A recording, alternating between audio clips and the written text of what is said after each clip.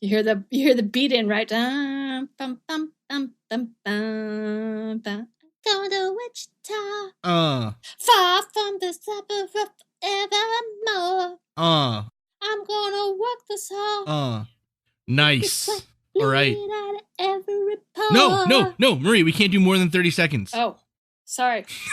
I think that's a lie. You cut out they don't even know what we're singing. If it's me singing it, there's no clue about it rhymes with the bright lights. No, don't even give any clue. Dear listeners, if you can figure out what I was just singing, you tell me. You get a sticker. There we go. Y'all get a sticker. You did it up. All right. Yes, absolutely. Okay, folks, we are here with the Alien Odyssey Part 2. Part 2. Of 3 at least. Mm-hmm. Pretty exciting stuff. It's an Odyssey. You can't do an Odyssey in like 2 episodes. It's an Odyssey, mother. You can evidently. Bleep that, damn Jake. it! Evidently, you can do an Odyssey though in like 100 odd pages. Well, it's yeah. Yeah, 108 with the addendum. Okay, we're doing great. This episode, we're picking right back up where John Mel-oh-nee, who it was pointed out to me by my wife that his name would be much funnier if it was spelled like baloney. Oh my God. Mel-oh-nee has a first name. It's Mologna, or last name. So Katie's taking this seriously, right? Oh yeah, no, Katie takes this podcasting thing very seriously. She definitely doesn't tell people I'm a podcaster with very, very almost audible rolling of the eyes. Anyways, let's get into this episode. Jake, roll the tape.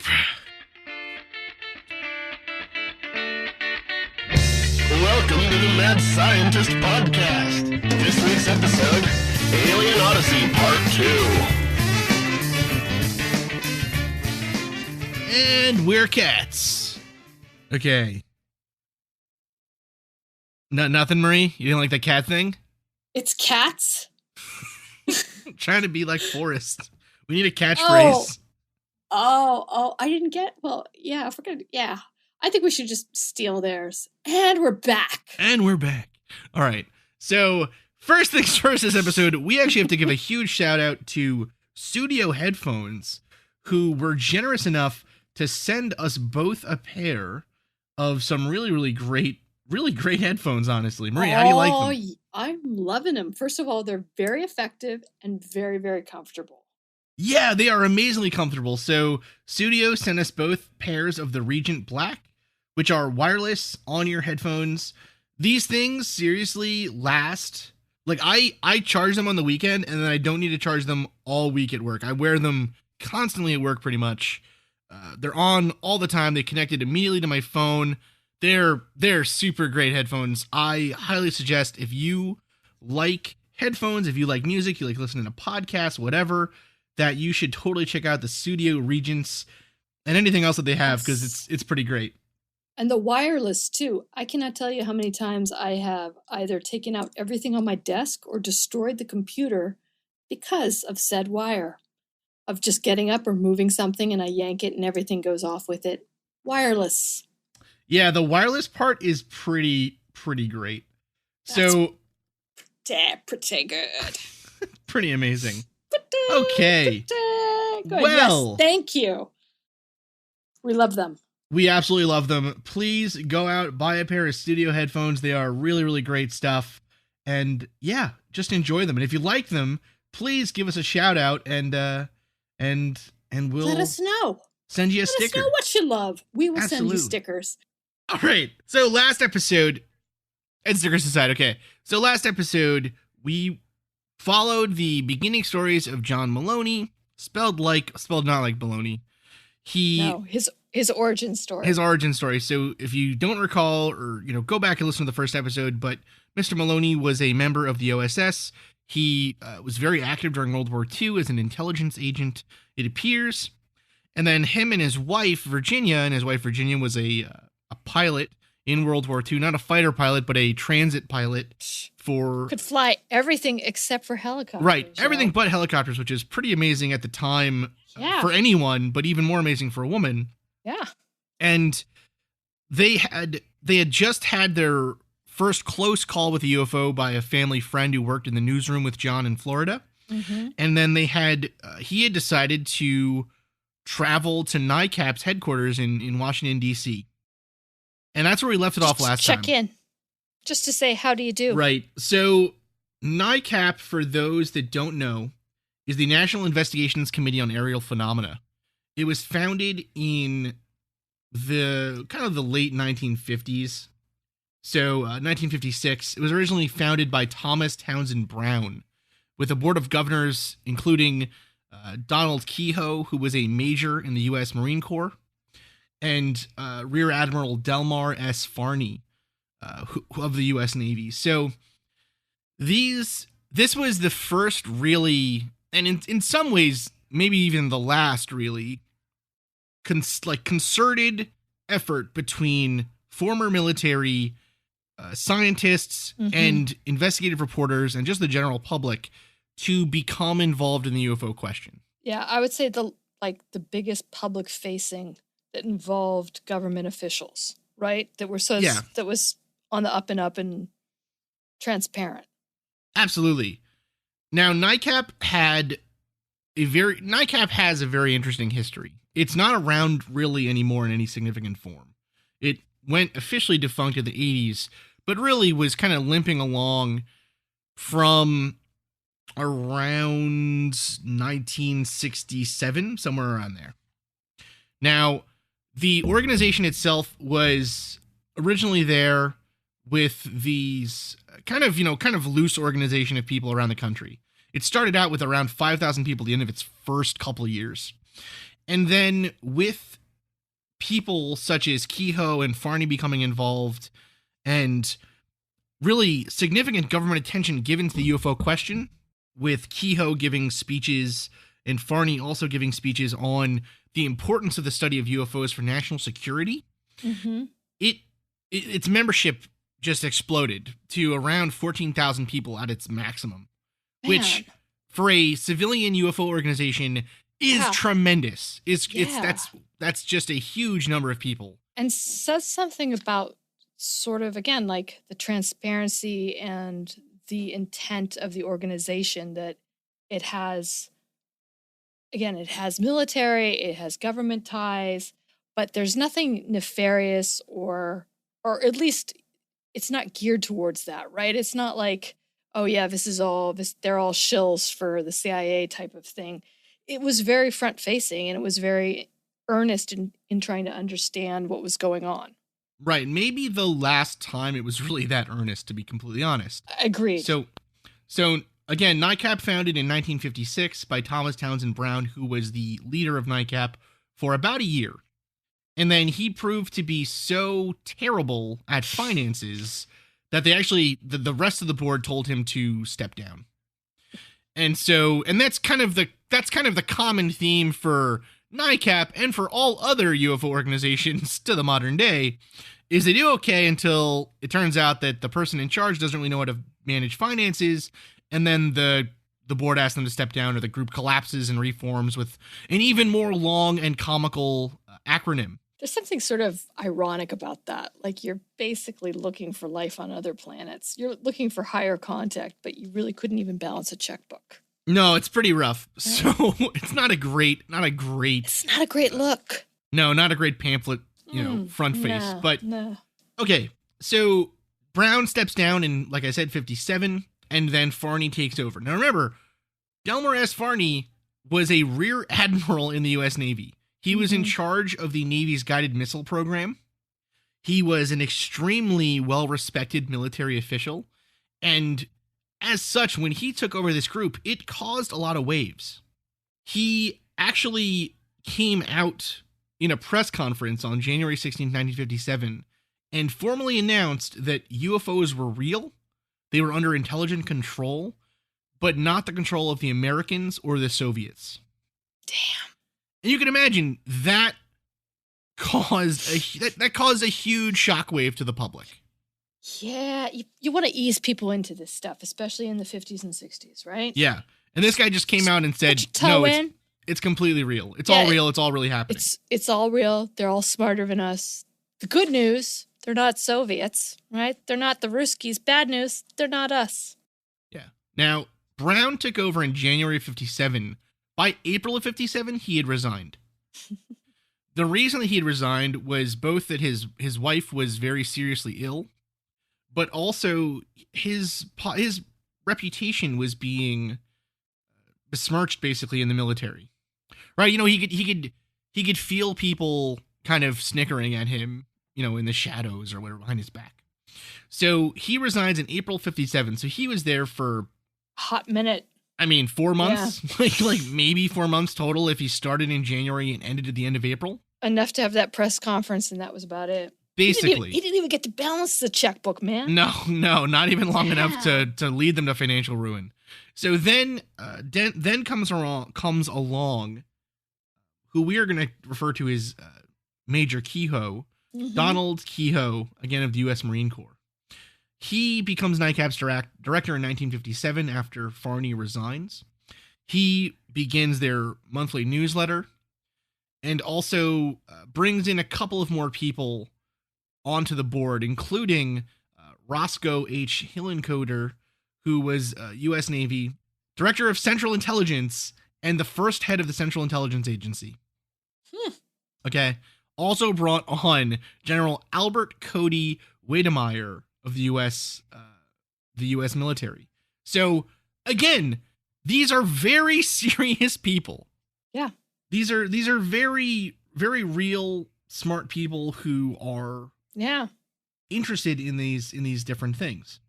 Now, what ends up happening then is at the end of 58, NICAP's at that 5,000 member level. He then, of course, leads it to financial collapse. and basically, not super great. Right? The IRS did go after him. That was a little bit later. Yeah, IRS went after him, right? Spoiler alert. Okay. So now we're going into the 1960s here. Okay. Now, 1960s are when Mel-oh-nee first gets involved. Mel-oh-nee gets involved with NICAP in 1966. He goes down to the main office and meets with Richard H. Hall, who was a writer publishing with NICAP. He published the UFO evidence, published a couple of other things, but was, again, putting out interesting and pretty good documents on the UFO question. So Mel-oh-nee meets Richard Hall. He then is introduced to Kehoe. And Kehoe basically, after finding out about both his wife's military service, Mel-oh-nee's military service, and then also his time as an investigative reporter, asks him to come on board at NICAP as as far as I can tell, as the chief investigator, the head of the New Hampshire chapter. Yes, but also, too, just as a point, when you say reported out, Richard Hall reported out, he reported out the findings, the UFO findings, to Congress. Not just to the general public, but to... No, yeah. so that's what we're going to get to now. Dude. Okay. All right, again, sorry. No, it's fine. It's all good. It's all good. Woo! So as Marie said, that document, the UFO evidence, was actually given to all of Congress in 1964. I mean, how incendiary could that have been? Like, that's sort of a big deal, I would assume. Well, here's the thing. It was taken so seriously by Congress that they set up what would later become known as the Condon Committee, but at the time was known as the Thank God it's not the Ruskies. Sorry, no.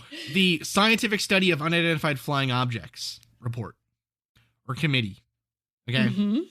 This document is completely infamous in UFO circles.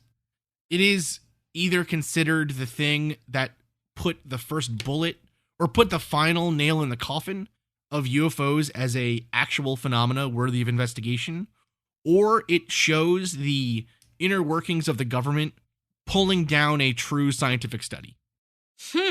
Or you're someplace in the middle. But if you're on the internet, it's one of those two viewpoints, and you're fighting to the death. But I mean, like, if you look at the stuff that Congress will read and look at subsequently, you know, it takes a lot to kill something. It does. In a lot of ways. It absolutely does. Here's entertain a lot of things. So here's kind of the way that this all came about was 47, the government had Project Sign, which then became Project Grudge, and then eventually Project Blue Book, which I'm sure all of our listeners have heard at least a little bit about, and we should do a series on Project Blue Book, honestly. Now, Project Blue Book has become known and considered to be one of those first efforts by the government to kind of push under the rug, really, collect the data, collect the evidence of these cases under the disguise of saying that this is something we're taking seriously, but then actually only put out the worst cases and hide all the really good ones for their own analysis. which is something that is still to this day considered a very, very real threat to the UFO community. Not necessarily anymore from government sources, but from wealthy, eccentric financiers of space projects. Yeah, people with vested interests in collecting knowledge for whatever gains they see fit outside of the government.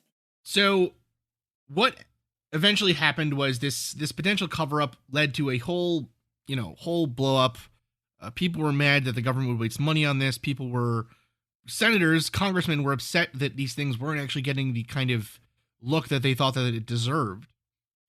And so what actually happened was, at a congressional hearing on April 5th, 1966, the Air Force heard from a couple of different people. So the Air Force Secretary came in, Harold Brown, who defended the committee that they had previously done, but then asked for, well, we need to do more. We need to study further.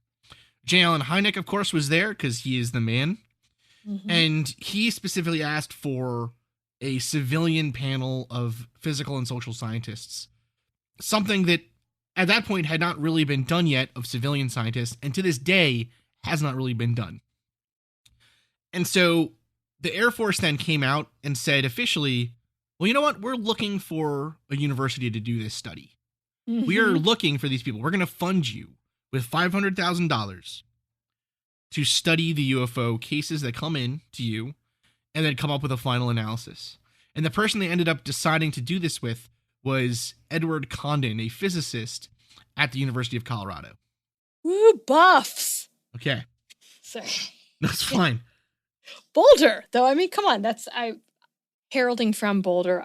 I can take some bragging rights on the fact that the University of Colorado garnered this. Yeah, it's really cool. It's super cool. Now, I would have had no idea about it, even though, because I was drunk most of the time that I was there, but still. No, teasing. Keep going.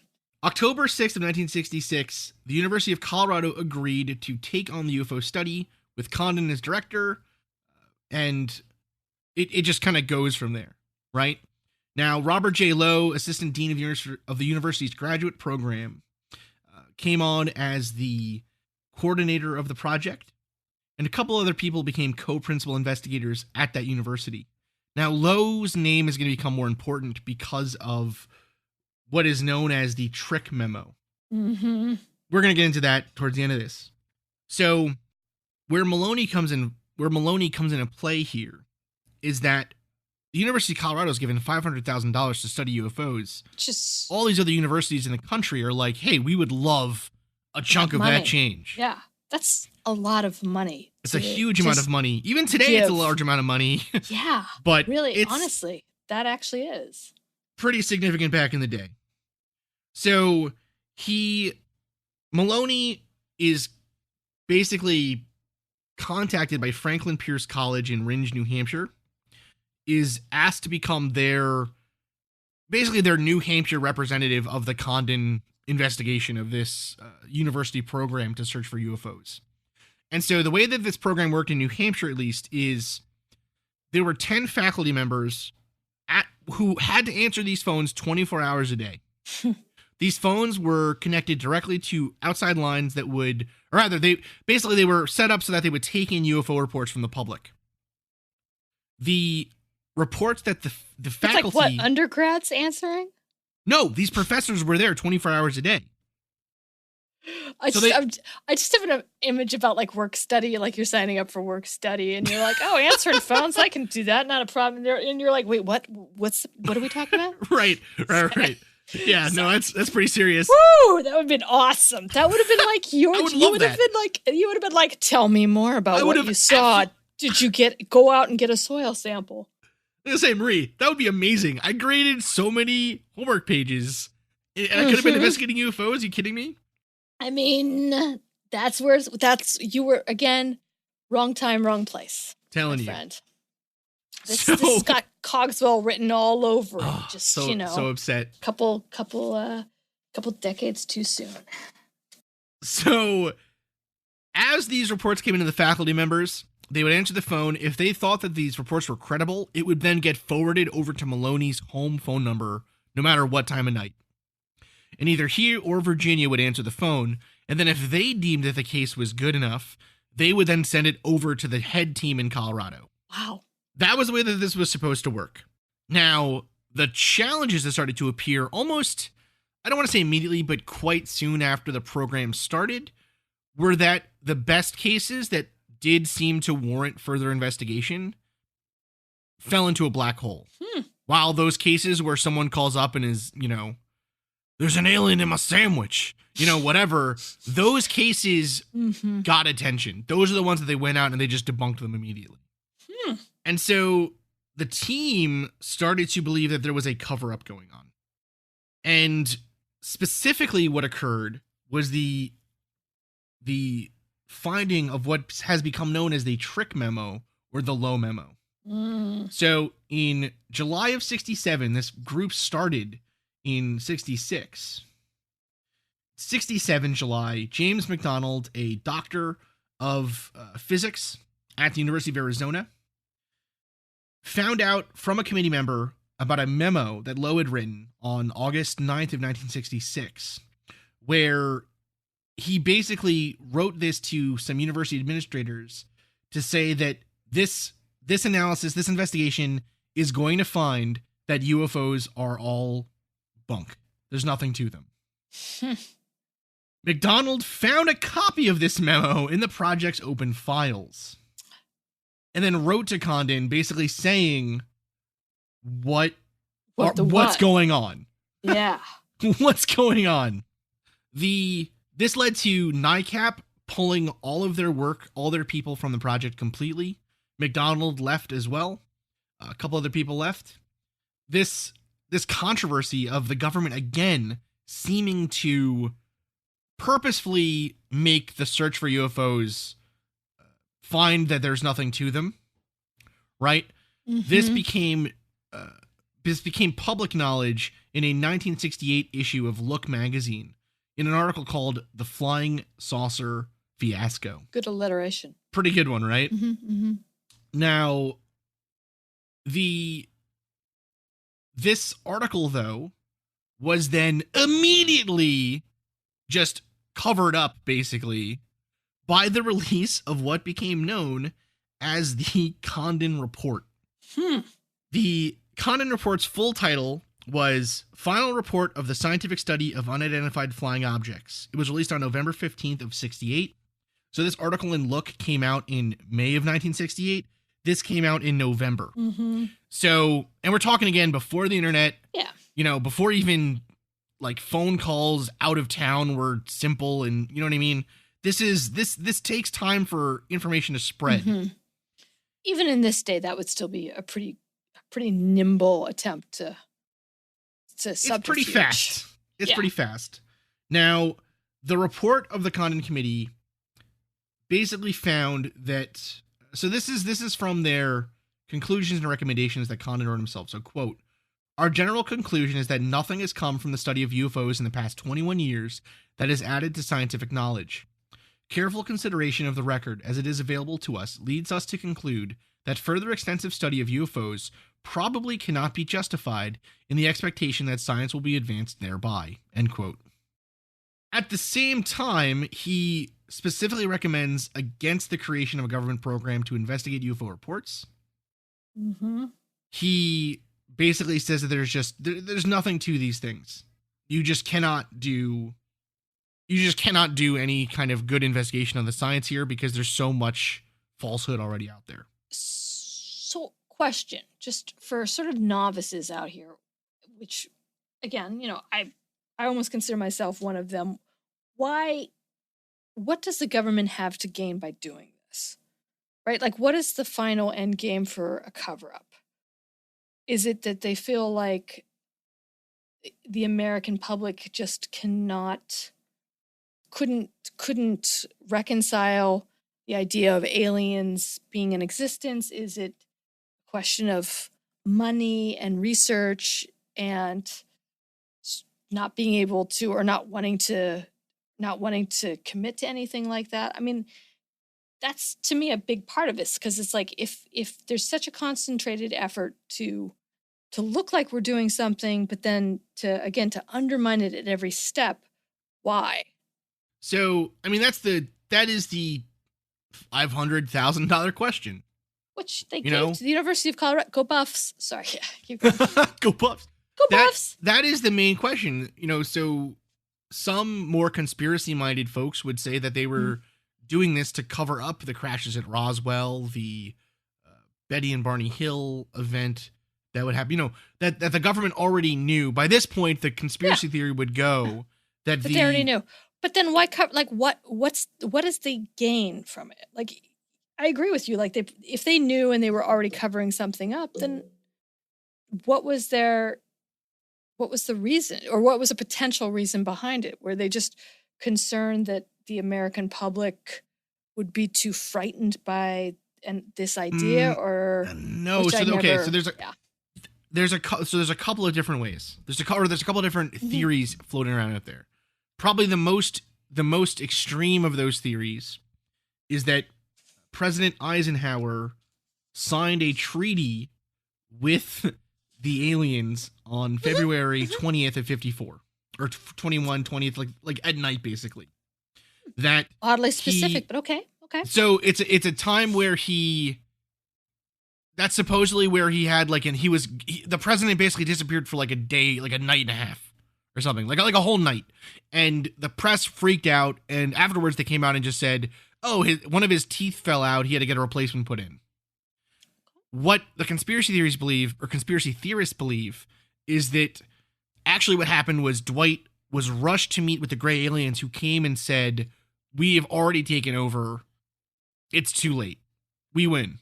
So all you can do either is let us abduct humans and do our work. Mm-hmm. And it's not just the Greys, too. It was with the Nordics as well. But basically the aliens came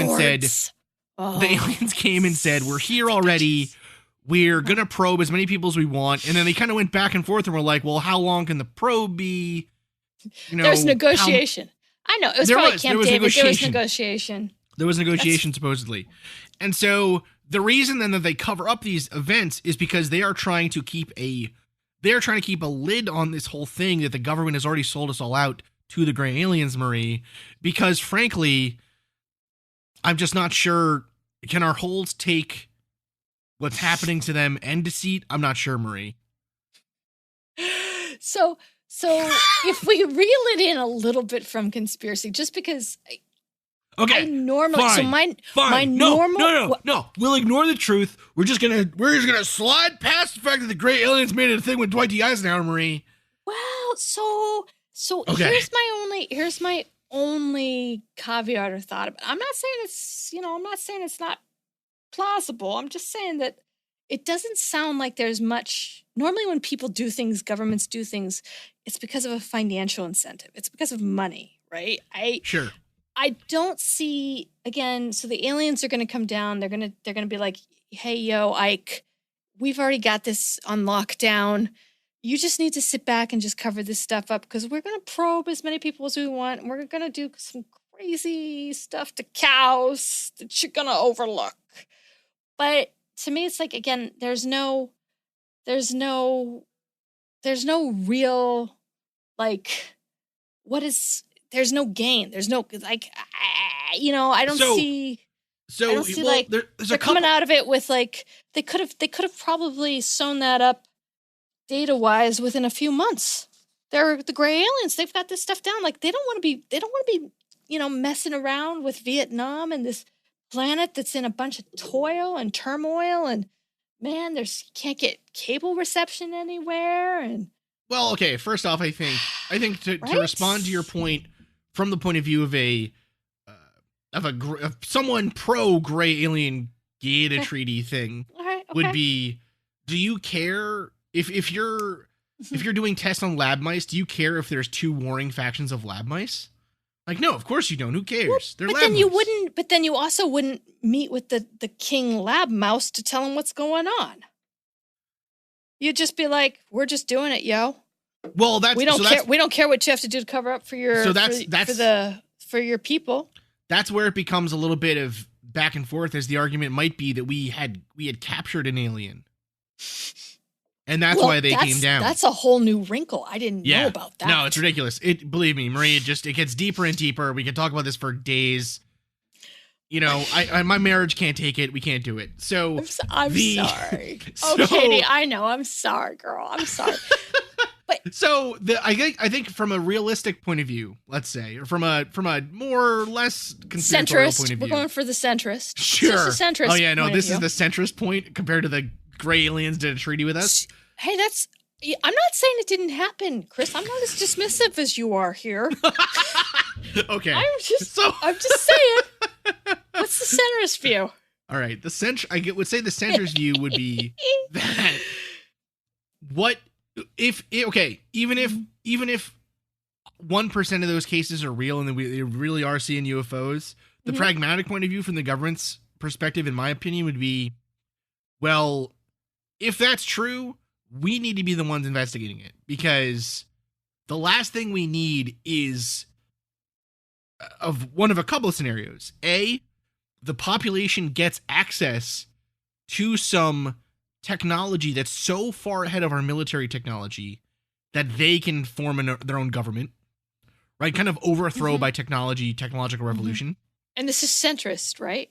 This would no. I'm saying this pretty. I think this is honestly. Okay. I mean, look at what happens in countries like Venezuela when they find oil, right?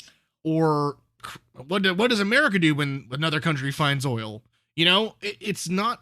I don't think this is so out of the realm of possibility that, you know, it is a very strong economic driver that if there is something like this high technology out there, that if a civilian found it, or God forbid a different government, that would be really bad for the United States. Yes. Okay.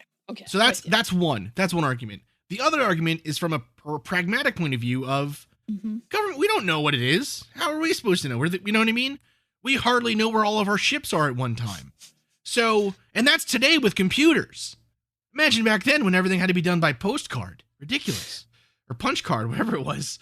So postcard, they were mailing it. So in my mind, yes, the most obvious answer is that we are testing secret stuff. We're testing things like stealth bombers and airplanes and all kinds of other weird stuff.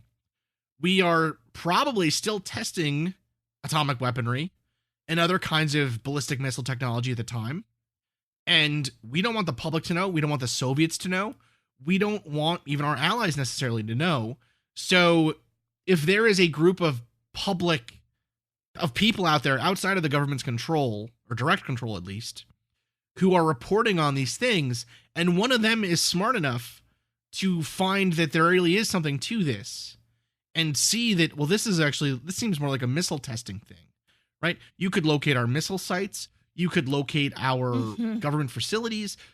You could, all kinds of different things. So again, it just behooves, even if there is the threat of aliens being out there, from my mind, the government's perspective would be, listen, we don't know. But that either way, that's something that we would want to do and not have the public do. Right. But regardless, the worst thing for us right now is having the public sniff around all of our government secrets. Especially with, at the time, the threat of Soviet spies or the kind of McCarthy style fervor against communists. There's just so much. I think there's so many reasons for the government to do this, that have nothing to do with aliens or even necessarily straight away with money, but just more to do with military control and tactics. Which would have to do with money. Ultimately would have to do with money. It's to do with money, yeah. Or power, whatever, which, yes. Now, regardless of Interesting. Regardless of why they did it, its effects were immediate and obvious. The Condon report coming out basically completely destroyed all of the credibility of the UFO question. It led to basically the dismembering of NICAP. It led to any serious scientist who was involved in searching for UFOs or who might be interested becoming ridiculed. And this report could always be pulled up and said, this proves that there's nothing to this. Why are you wasting your time? Why are you wasting our money? Why are you wasting, why are you wasting your brain on this silly thing, on this stupid pursuit? So again, even if and the report itself was very, even though in the scientific literature, it was, I don't want to say lampooned because it was given kind of mixed reviews, but the general view of the Condon report was that it was non-scientific, basically. That it seemed to start out with a preconceived notion.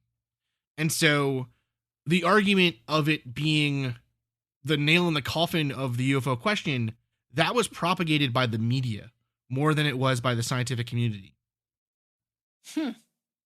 So the media took the story and ran with it and said, there's nothing UFOs. We did an investigation. It's all fine. Don't even worry about it.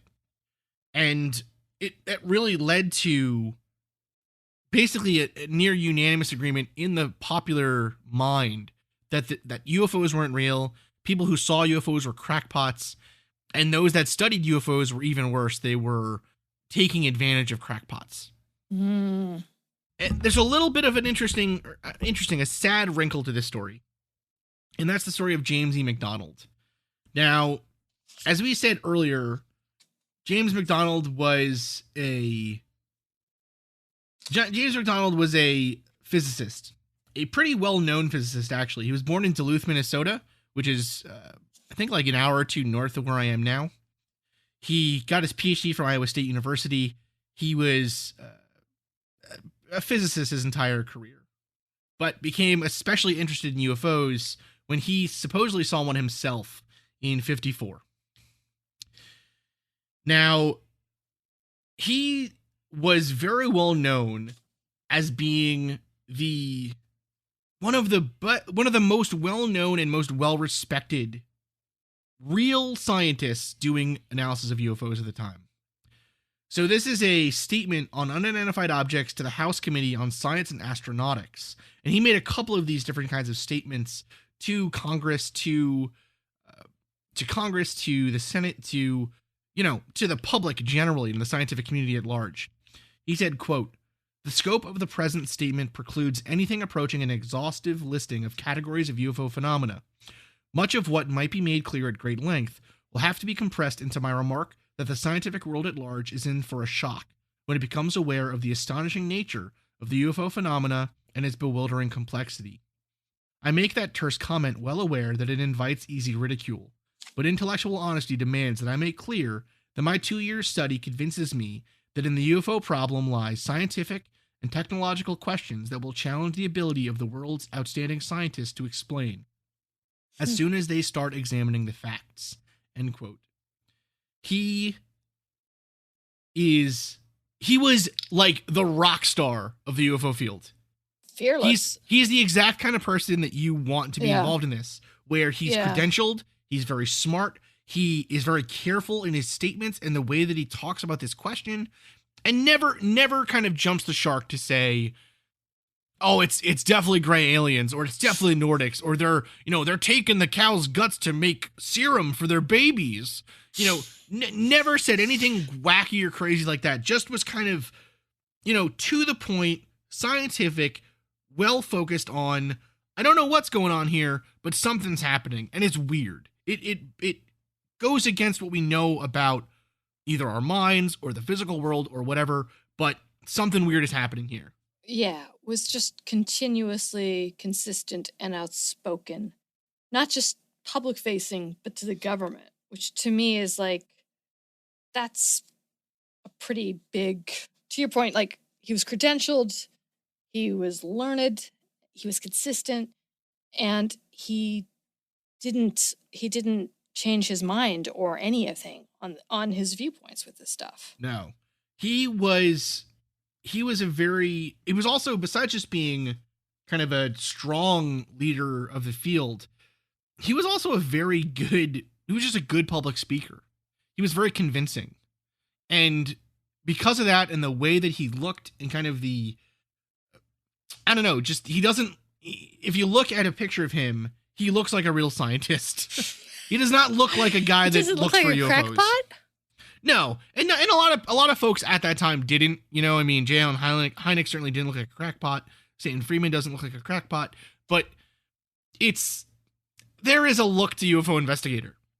If your job on Facebook says UFO investigator, says the host and co-host of Mad Scientist podcast, Marie, we gotta look. Okay, there's a look to you when you get a little out there. All right, so the Condon Committee happens in 1968, and it completely it wrecks his reputation. It wrecks his reputation outside of the UFO field. It also makes people. So in particular, there was a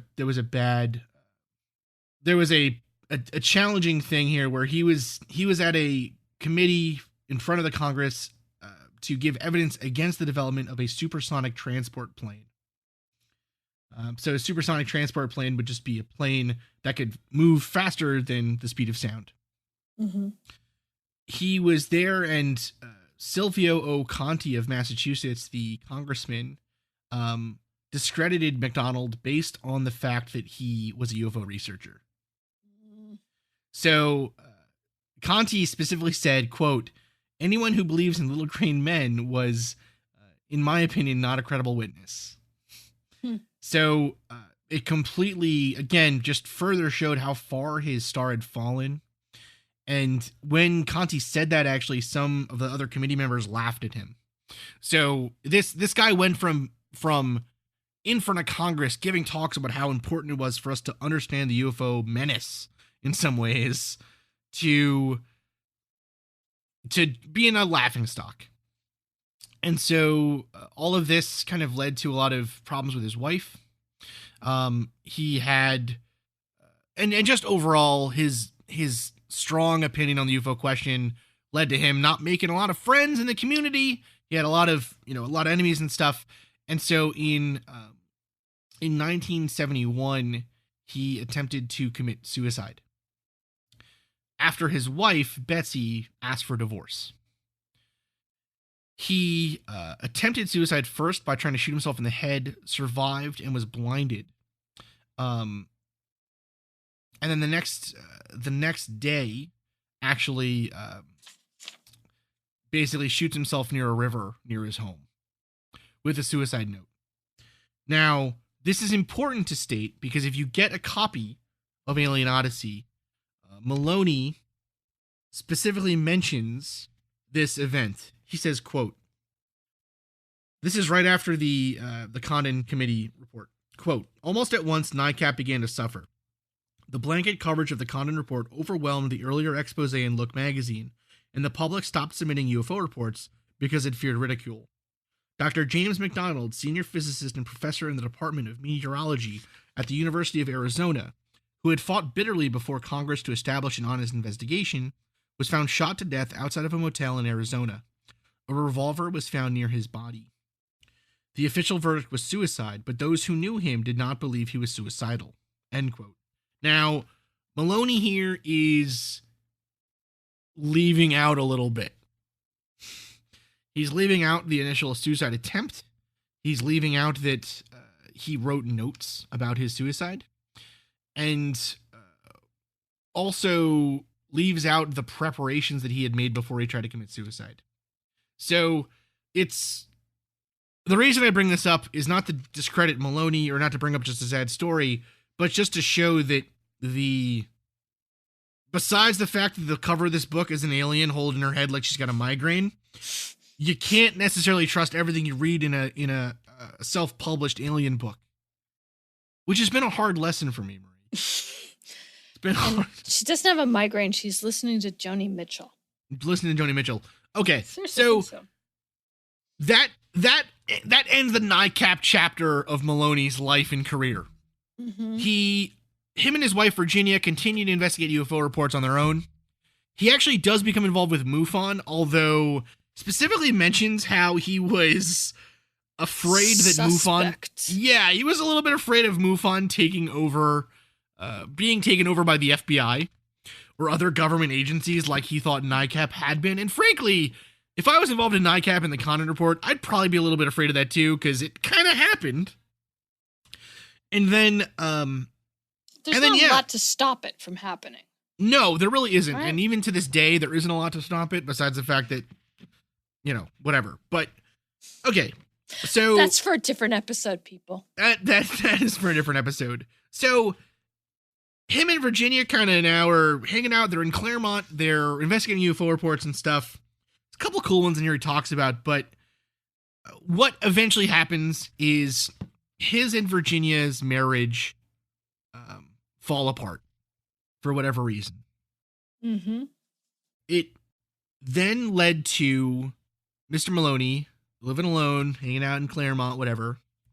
And he goes to a garage sale and meets the woman of our dreams, Phyllis. What was he looking for at the yard sale, do you think?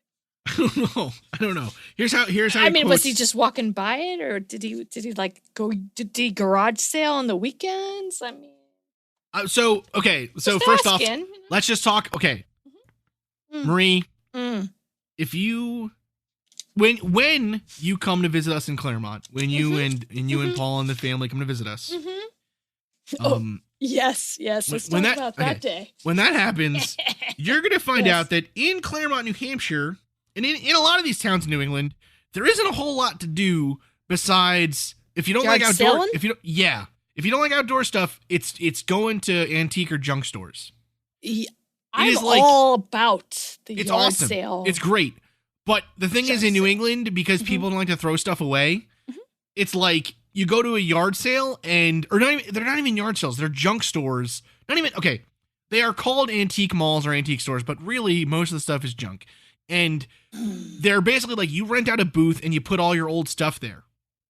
And someone will come and try to take it or buy it if they want it, right? That's kind of the idea. So that's kind of what I got the view here about Phyllis. So he says, quote, one day after she was divorced, she being Phyllis, not Philip, she decided to sell some things at a flea market.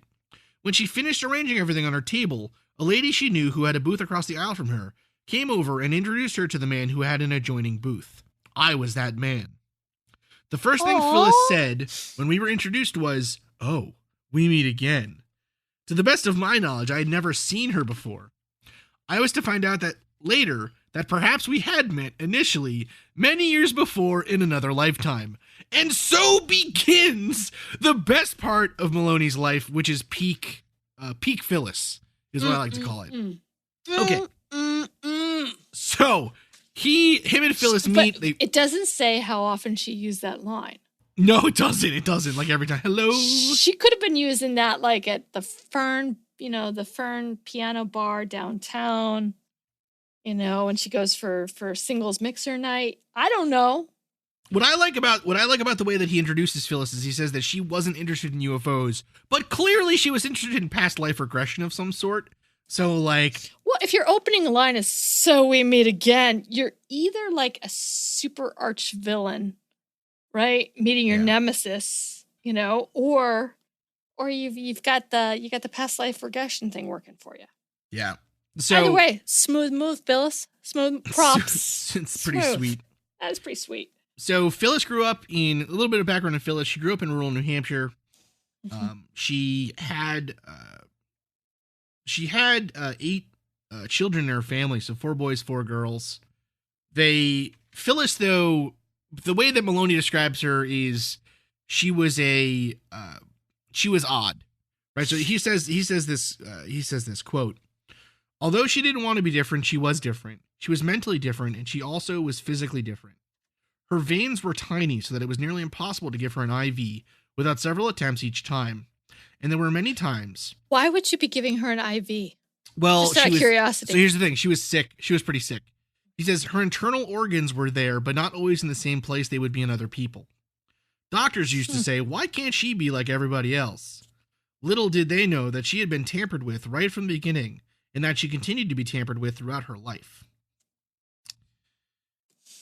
So, clearly, and it's going to come out eventually what Mel-oh-nee means here, but I think the astute reader will know. So he marries Phyllis. They fall in love. They get married. He then, she's a weird one. She's a little weird, and he's a little weird too. Whatever. It's great. It's a beautiful marriage. But eventually, what happens? Weird makes the world go round. It sure does. They have that initial moment where, or that initial series of nights where she starts talking in her sleep. Mm-hmm. And so eventually that leads to where we are right now in this story, which is she starts giving detailed accounts of past lives that she's lived. She talks about being a girl in Plymouth, Massachusetts, about growing up in Coral Gables, Florida in the early 1900s, being a worker, or rather being a water carrier or some kind of servant or something to people working on the pyramids. And that's actually where she says that she met John initially, was she fell off the pyramid and died.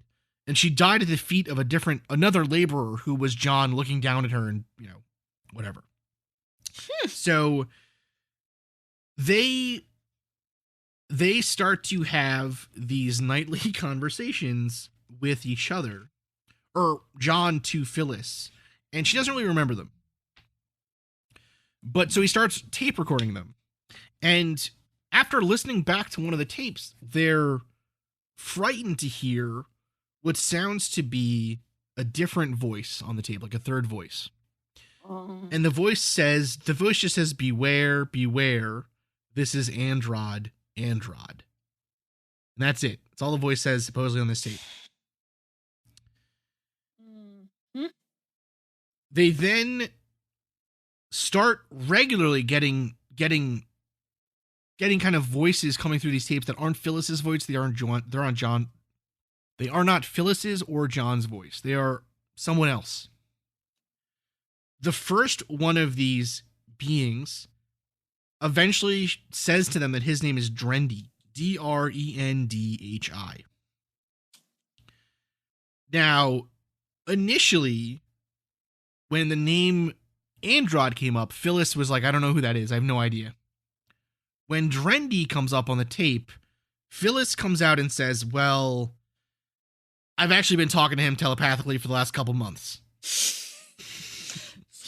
I love this story so much. And specifically, he helped her find a kitchen utensil that she had misplaced. And then he was like, you're so silly. How could you misplace your knife or whatever? So Drendy then kept on coming through to them and gave them information about he's an alien from the planet Pochi, which is where all of the spacecraft coming to Earth from Apollo are launched. Apollo being the larger kind of group of planets that Pochi is part of. So the two of the planets were Pochi and Delio, supposedly. And Drendy told them, well, you're gonna be met by a couple of different aliens. One of them's name is Etron, who would come to look after John specifically. Mm-hmm. And Drendy would be the one to watch over Phyllis in some way. Now, they said then that eventually Phyllis would start to be able to do this outside of the tape recordings. And that started happening. Even when Phyllis was awake, out of nowhere, she would stop dead in her tracks. Her eyes would kind of glaze over, and then she would start speaking in a different voice than her own. And that's when John would know or guess that it was Drendy likely taking control of Phyllis. Afterwards, he would leave. Phyllis would kind of like, come out of the daze and maybe yawn or something, and then just be like, well, whatever, not realize that she'd missed any time. Oh, is there a medical condition that would also, again, I don't know. So we're going to do an episode at the very end on theories about what's going on here. And because it's an Odyssey, people. It is an Odyssey. It kind of sounds to me like something like a I don't know, Dissociative, something like that, like an anxiety disorder of some kind, of a very complex one. But it's very interesting. So eventually, Drendy gets comfortable enough in Phyllis's body that he tells them, okay, well, now we're going to send you a younger alien named Dahlia. And Dahlia is intern. Kind of an intern. Dahlia is going to channel through Phyllis, but she doesn't know how to do any of this yet. So you have to train her. Intern. And so supposedly Dahlia had already been there for 2 weeks at this point. She specifically was there on Halloween. She was in a physical form on Halloween, hidden, and was sitting on the steps near their house watching them, but didn't want to come out and say hello because of how scary she would appear to them. So okay. The way that still with you. The way that he describes her is as such, quote, Dahlia was about 4 feet tall and hairless. Her head was large for her body by our standards. She had only 3 fingers and no thumb. Her arms were longer than ours and hung almost to her knees. Her feet, like her hands, had only 3 toes and no big toe. Both her hands and feet were webbed. Her nose did not protrude, but consisted of 2 nostrils more or less flush with her face. Neither did her ears protrude, but were more like holes in the side of her head. Her eyes were larger than ours. She had few facial muscles, so she could not frown nor smile. We learned later that her internal organs were different from ours, and that her excrement consisted of dust. Pills manufactured on Pochi were all Dahlia ate, and these were needed only once every 6 months. So, really quick question. Yep. Let's say she doesn't have a thumb, which she doesn't, so then how can she pick anything up? I don't know. Psychically, I guess? Is it psychically? It's hard. It's hard to understand. Maybe if you don't have, because the thumb is evolutionarily proven, right? That's the big differentiator. I mean, it's considered a big differentiator, but if you have the thumb is one of those things. All those evolutionary arguments are those kind where it's like, it worked on Earth, so therefore it must be that way everywhere else. What if you had like a double jointed finger system where one of them could act like a thumb, but, or what if it wasn't like a thumb? It wasn't sitting like a thumb, but it still acted like a thumb. I think there's a lot of different ways that this could work still, Murray. But also, if you can argue that Dahlia is a future human, right? I mean, because there is that argument that people put forward as well, that this is actually just us time traveling back. I guess, but I think you're Chris right. Is all dead air. I think that would, I'm just trying to get my head around it. I think that would maybe rule out the idea that these are future humans. Right. But because you kind of need to, I mean, that's my only, I don't know. I don't know. Fly in the ointment, man. It's like the thumb seems like it's serving everybody, human and not human, pretty well. Yeah. Because apes do not have it. Sure. They don't have thumbs. Do they have thumbs? No. I think we're the only one with thumbs, right? I'm not sure actually. I don't think they do. I think some apes have thumbs. Typing commences. Live checking, ladies and gentlemen. Do apes have thumbs? They do. Yeah, they do. Okay. Yeah, lemurs and lorises have an opposable thumb. Yep. Okay. Yep. So, okay. Moving on from the thumb question, which is still pertinent. We should keep it in mind. It should, for sure. Just saying. We're gonna learn we're gonna read a quote here about Dahlia really first showing up here to them. So, quote, Dahlia made her presence known to us very slowly. She did this by pushing Phyllis out of her body, by stepping out of her own body and into Phyllis's. Phyllis became a free-floating spirit. Initially, Dahlia had very little control of Phyllis's body. She did not know how to move Phyllis's head and just stared straight ahead with a blank expression. At first, she made only little noises with no meaning when she tried to use Phyllis's vocal cords. Of course, neither Phyllis nor I knew Dahlia was there, so I had no idea what was wrong when she acted this way. When Phyllis returned to her body and I asked her what had happened and why she was acting as she didn't know what I was talking about. I was concerned about Phyllis's mental stability until it dawned on me that some entity was trying to use her body, but I still didn't know it was Dahlia. I don't understand. Why is that your get out of mental problems card here. That does not seem like a good one to me. What? That it's an alien visitation, just sort of, just swooping in there. Yes, exactly. It's not a stroke. No. So this kind of, so eventually Dahlia learns to do different kinds of things. So she learns how to write. She learns how to talk, kind of whatever. Yeah. So go ahead, Marie. I'm sorry.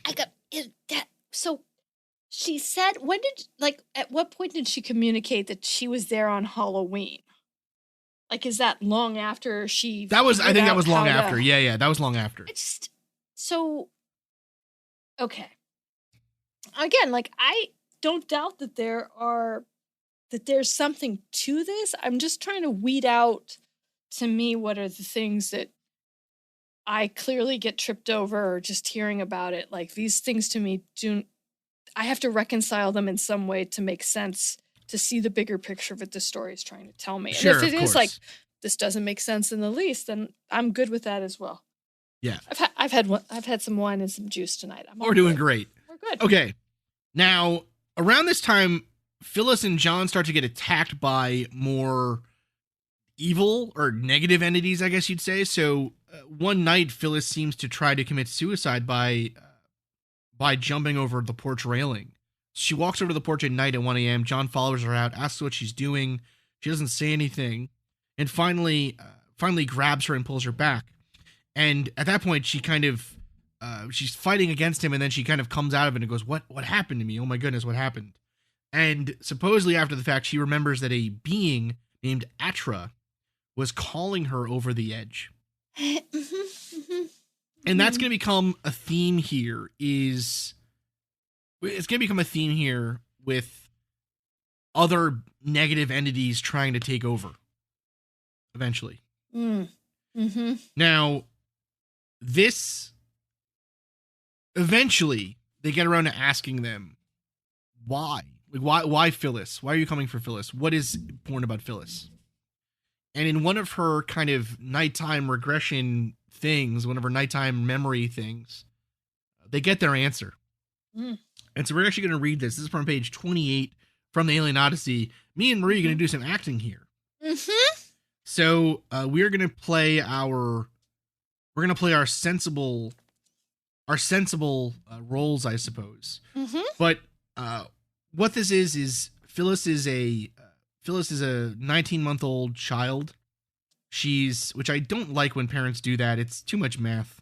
So 1.5 years old. She's at the family home in Somerville, Massachusetts, where they lived initially. And they're outside playing. Her brother Donald, sister Carolyn, and then the mother Gladys was taking photos of all the kids.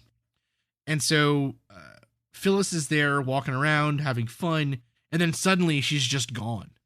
And the mom at first, just because of the strangeness of it, where did that kid go? Maybe she's just behind a bush or playing or whatever.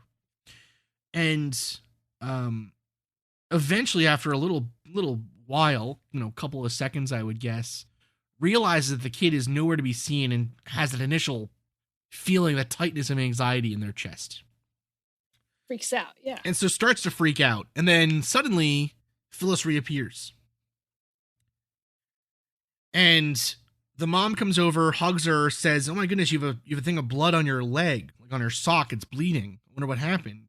And just guesses that it was a cut or something stupid, brings her inside, and that's it.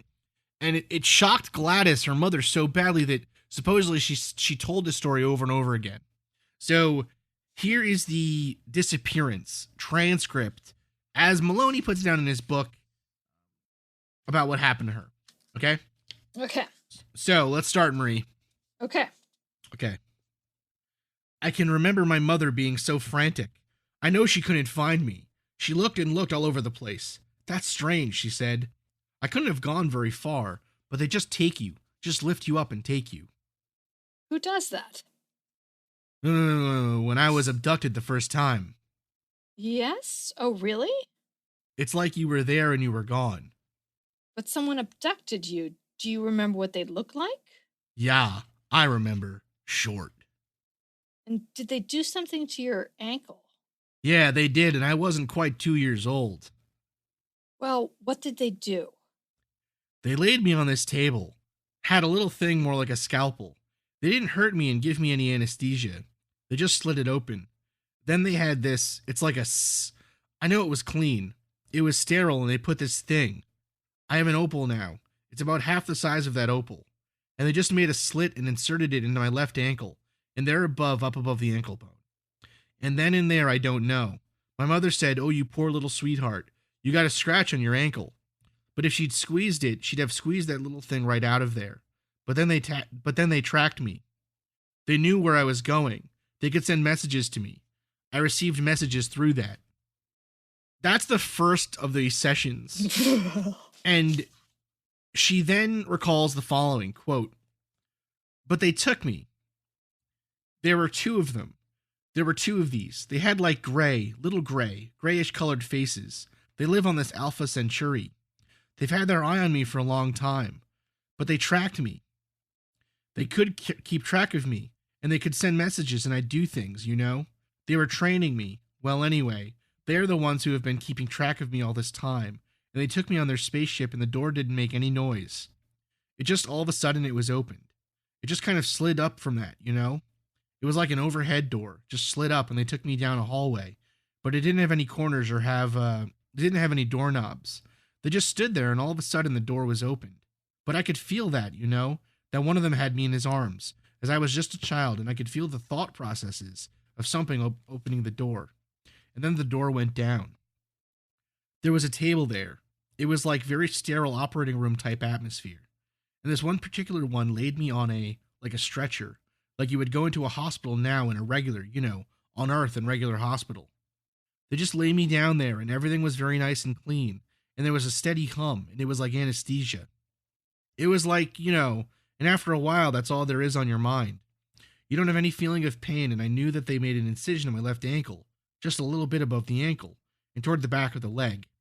And they had these in little containers, and they looked like glass, but I don't know what they were. They could see inside, and they had a size that would fit into a little child of a transmitter or receiver.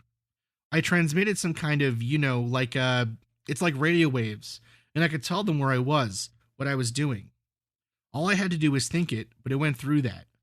But they put that in there. It was tiny. It was, you know, like, what am I thinking?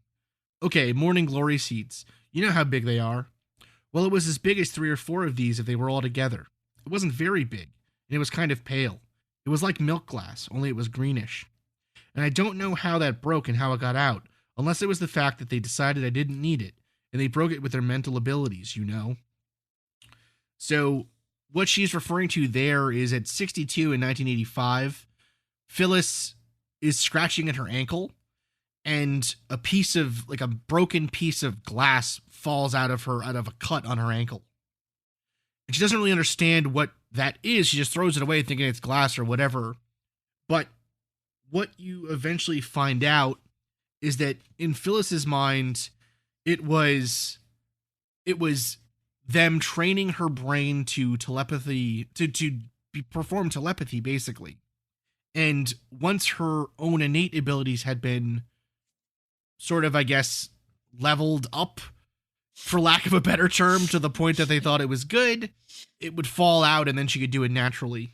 Now, they then talk about the final bit here that I think is actually one of the most frightening. So, Marie, you ready? Mm-hmm. Okay, let's go. So when they put you back, why didn't anyone see the spaceship? They were in a different time, and they can slip right into our time. They put me right back in the yard, and nobody saw them. And nobody saw me come back.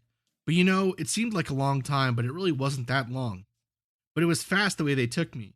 They took me in a little spaceship and took me to the big ship. That's where the operation took place. They didn't do it in the little ship. But there were several. They were all coming and going, and there were people of all ages. They were bringing people of all ages. I saw other people around there, other human beings. Did you know any of them? No, I didn't know any of them. Nope. Were there quite a few had these implants there? They were there for different experiments. They weren't all implants. And I know one woman was crying. They took her clothes all off of her and she was crying. I wonder what happened to her. I don't know. She was afraid. I don't know because they took me down this hallway, but I could look down another hallway and I could see people sitting there. This woman was sitting naked. She wasn't crying because she was naked. She was crying because she didn't know what they were going to do to her. And Scary. that's where we're going to leave off on Alien Odyssey Part 2. So at this point in their lives, it's like I want to say it's like the early 90s, somewhere around there. It's hard to keep track of time in this book because he does not give a lot of time, like references, really. He does a couple, but it's pretty hard to track. And then from all the information we were able to find, we're able to get a sense of generally what time they're talking about. But these sessions these are the parts that make you question, you know, and they make you wonder, is she just making all this up? Is it really happening to her? What is going on? And it's some of the things that she talks about fit the narrative generally of some of these other cases. One in particular that I thought was actually very interesting was the dust excrement comment that he makes here. Mm-hmm. It's actually a not often known, but often reported fact that in abduction cases, at least to my knowledge, a lot of the times the ships are described as being almost dirty or seeming like dusty, kind of. And it's actually very interesting. It makes me wonder, things like that seem to be some kind of interesting confirmation, but again, is that confirmation of a larger kind of, I don't know, social soup that we all live in, or is it proof that Phyllis is talking to aliens? I don't really know. I don't know. You know why? That's why it's an Odyssey, man. That is why it's an Odyssey. All right, Marie. Woo!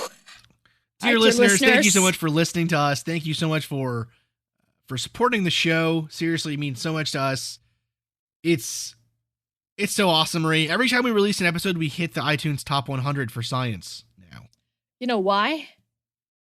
Quality. Total I was gonna make some quality. alien joke, but I was like, nah, I'm just gonna wait. It's hardcore quality. If you enjoy the show, please consider supporting us on Patreon. Consider going to iTunes, subscribing, sending us a review on iTunes. Every little bit helps, seriously, so much. Yes. And every review means the world to us. And we love our listeners. We love our listeners so much. Thank you so much for listening. And we'll be back in 1 week with part 3 of the Alien Odyssey, where John and Phyllis and Dahlia and all the other cast of alien friends travel across the country. It's a musical. Could be a musical. It's all right. a musical. I'm so excited for the musical. Good night, Marie. Good night. Thank you again, dear listeners, for listening to the Mad Scientist podcast. I have been your host, Chris Cogswell, joined by my co-host, Marie Mayhew. If you'd like to contact the show, please send us an email at themadscientistpodcast@gmail.com. That's all one word. You can also follow us on Twitter at MadScientistPod or at Team Giant Squid for Marie. And of course, you can see us on Facebook, on Instagram, and all over the internet as the Mad Scientist Podcast. And again, our logo is the one with the pumpkin head, so it's easy to see. Mm-hmm. If you've enjoyed the show tonight, please consider supporting us on Patreon, where the money that you give to us will help us to promote this show further, to make it better, and just to spend more time making it. Because we love doing that. We do love doing that. Our logo was designed by Carrie Shaheen. Our web design is done by Desdemona Howard. Woohoo! And our sound design is done by Jake Cardinal. Thanks again for listening. Thank you. This has been a Damn It Chippy production.